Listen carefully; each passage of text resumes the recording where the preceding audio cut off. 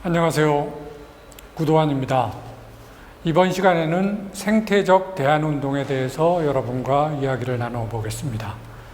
생태적 대안운동은 넓은 의미의 시민환경운동 개념에 포함할 수 있지만 그것과 다른 생명운동, 여러 가지 마을운동, 풀뿌리운동 이런 것들을 다 포함하는 개념입니다. 생태적 대안운동 할 때 이 생태라는 말의 의미가 무엇인지 우리가 한번 생각해 보는 게 필요하겠는데요. 환경이라는 말은 인간을 중심에 놓고 그 위에 둘러싸고 있는 것들, 이런 의미입니다. 그런데 생태는 처음에는 생태학이라는 말로 시작했는데 이 말은 생물학의 한 분과로 시작해가지고 생물들이 주변 환경과 맺는 관계를 연구하는 그런 학문으로 시작했습니다. 그러니까 먹이 사슬, 먹이 그물, 이런 거 여러분 들어보셨죠? 그게 이제 그런 걸 연구하는 게 생태학입니다. 1960년대 이후에 환경 문제가 점점 심각해지면서 환경운동도 발전하고 환경사상도 발전하게 되면서 심층 생태론, 사회 생태론, 정치 생태학, 이런 여러 가지 말들이 생기게 된 겁니다. 그러면서 생태학이라는 말이 생물학의 한 분과라는 말에서 상당히 정치적이고 사회적인 운동의 의미로 바뀌게 된 겁니다. 그런 의미에 있어서 생태는 인간 중심이 아니라 자연의 내재적 가치까지 인정하는 그런 의미를 갖고 있는 말이다 하고 이해를 하시면 좋겠습니다. 자, 그러면 이제 생태적 대안운동은 무엇이냐 하면 지구의 생태적 한계 안에서 인간과 비인간 자연이 공존하면서 모두가 자유로운 생명 공동체를 만들기 위한 사회운동이다, 이렇게 정의할 수 있겠습니다. 여기서 모두에는 인간뿐만 아니라 인간 이외의 생명, 그 다음에 산과 강, 바다 이런 것까지 다 포함되겠죠. 그 현대의 환경 문제를 낳는 여러 가지 그 원인들 중에 앞에서 말씀드렸듯이 자본주의라든가 공업 문명을 중심으로 한 산업주의라든가 아니면 이제 배타적인 국가 중심주의 또는 인간만을 중시하는 인간 중심주의 또는 인류 중심주의, 이런 것들을 넘어서는 대안을 실천하는 그런 운동이다, 이렇게 볼 수 있겠습니다. 거기에는 생명운동, 협동운동, 생협운동, 마을공동체운동, 대안교육운동 등을 들 수 있는데 이 가운데 이제 생태적 대안운동의 모습을 보이는 그런 운동들이 많이 있습니다. 자, 그러면 생태적 대안운동은 어떤 흐름으로 이제 지난 40-50년간 발전해 왔는가 하는 것을 좀 살펴보겠습니다. 먼저 1970년대, 80년대를 보면 생명운동이 싹트게 되었습니다. 1970년대에는 원주에 지학순 가톨릭 주교와 장일순 선생 그리고 여러 청년들이 힘을 합쳐서 농민들을 살리고 가난한 이들이 서로 협동해서 스스로 문제를 해결할 수 있는, 그렇게 하기 위한 운동을 발전시켰습니다. 민주주의 문제도 중요하지만 생명을 살리는 그런 운동을 해야 되겠다, 이런 생각을 갖고 이제 운동을 하는 사람들이 많이 늘어나게 된 거죠. 또 이 당시에는 화학농법을 많이 쓰니까 이 농약, 살충제로 인한 농민들의 농약 중독 사고, 이런 것들이 굉장히 많이 있었습니다. 그런 상황에서 이제 이 땅을 살리는 그런 농업을 해야 되겠다 해서 유기농업 운동도 발전하게 되었는데, 정농회라든가 이런 가톨릭 농민회 이런 데서도 이런 생명운동, 그 다음에 살충제 안 쓰는 유기농 운동, 이런 것들을 많이 했습니다. 1980년대 후반에 한살림 선언, 한살림 그 운동, 이런 것들이 싹트기 시작했습니다만 1990년대 생명운동이나 생태적 대안운동이 아주 활발하게 발전하게 되었습니다. 한살림, 그 다음에 두레생협연합, 그 다음에 녹색평론, 생명평화결사라는 단체도 생기고, 그 다음에 성미산 살리기 운동, 이런 것들도 생기게 되었습니다. 충남 홍성군 홍동면에 오리농법을 하면서 자연을 살리면서 마을을 살리는 이런 여러 가지 형태의 운동도 하게 되었습니다.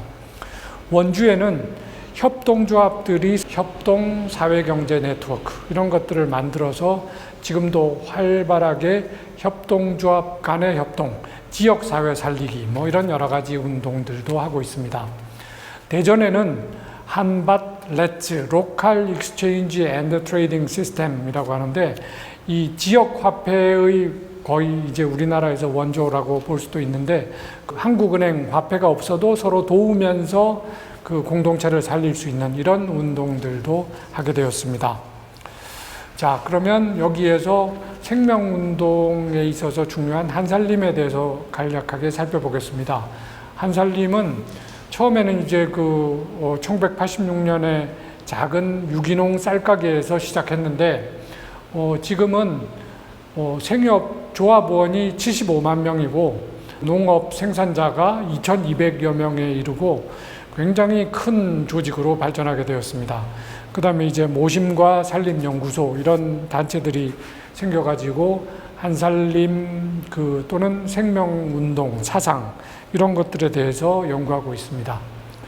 한살림 선언이라고 하는 게 이제 1989년에 한살림 모임이라는 단체가 만들었는데 어떤 내용을 갖고 있는가 하는 것을 한번 살펴보겠습니다.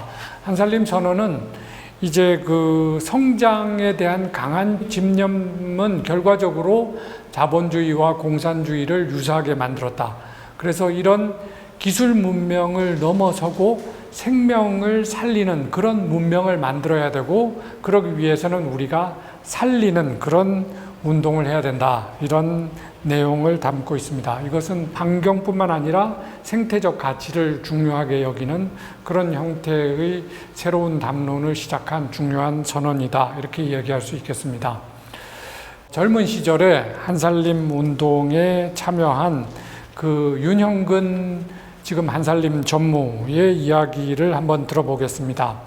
이분은 1980년대 대학생 시절에 원주의 생명운동가들이 쓴 글을 읽고 뭔가 이렇게 충격 같은 거를 받았다고 합니다. 이분은 뭐라고 얘기하느냐 하면 사람이 갖고 있는 뭐랄까 무궁함, 그러니까 도구적으로 보지 않고 그 사람이 갖고 있는 무궁한 자유성이랄까 그런 것들을 그 글에서 읽으면서 매우 놀라웠다고 합니다. 그러면서 그는 이제 한살림 운동에 적극적으로 참여하게 되었는데 그가 이 한살림 운동을 하는 이유는 1인 1표의 민주주의가 아니라 입이 없는 것들이 말할 수 있게 하는 민주주의를 하고 싶어서라고 말합니다. 우리가 그냥 다수결하는 민주주의가 아니라 생명을 살리는 그런 형태의 민주주의를 꿈꾸고 있다. 이렇게 볼 수 있겠죠. 윤형근과 대학 동기인 김기섭은 두레생협연합에서 상무, 전무 등을 지난 생명협동운동가인데 그는 이제 생명운동이나 협동운동을 뭐라고 얘기하느냐면 우리끼리 잘 살자 하는 그런 협동조합 운동을 넘어서서 모두가, 즉 모든 생명이 잘 사는 그런 운동을 해야 한다. 이렇게 말하고 있습니다. 생태적 대안운동은 녹색평론을 빼고는 이야기하기가 매우 어렵습니다.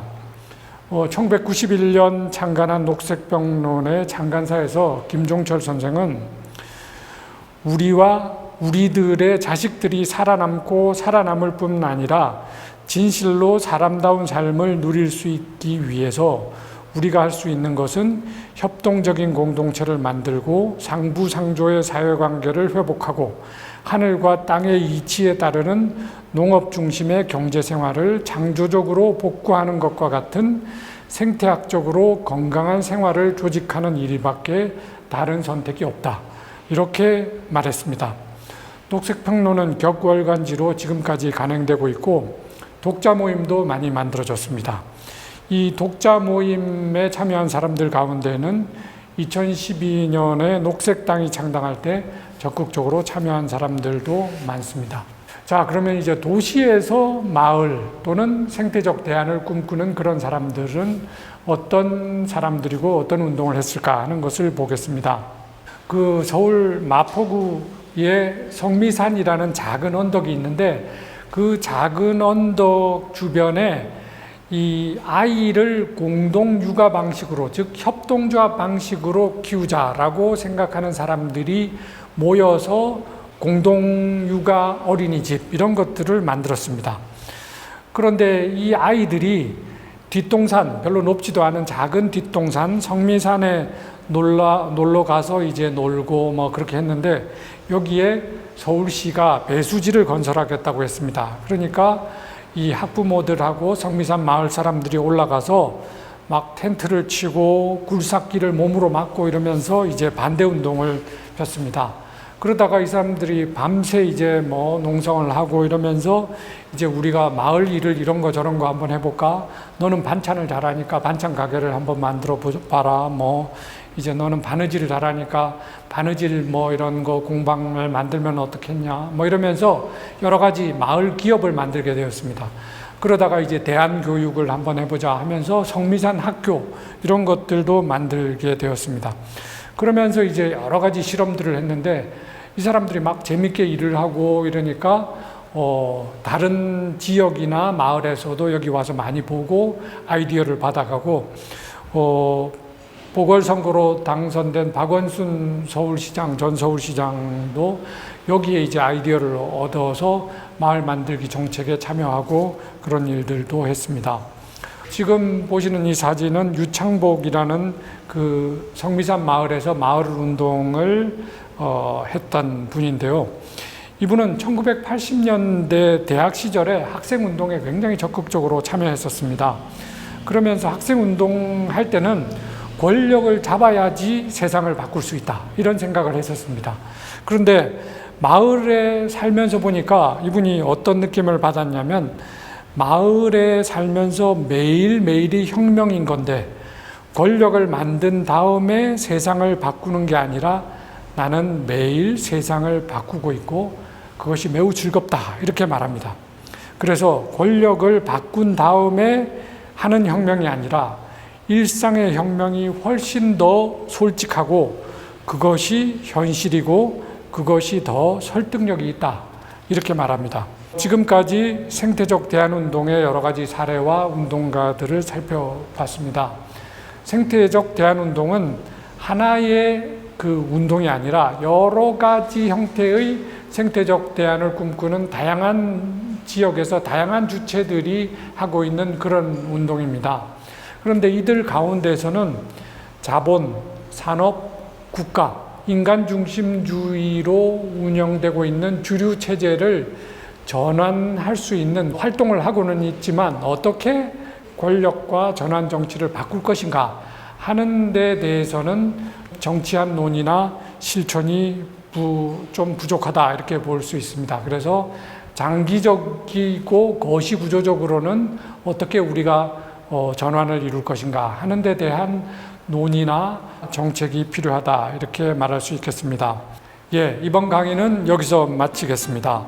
다음에는 우리 사회를 좀 더 좋은 세상으로 만들기 위한 하나의 길로서 생태 민주주의에 대해서 이야기해 보겠습니다. 지금까지 들어주셔서 감사합니다.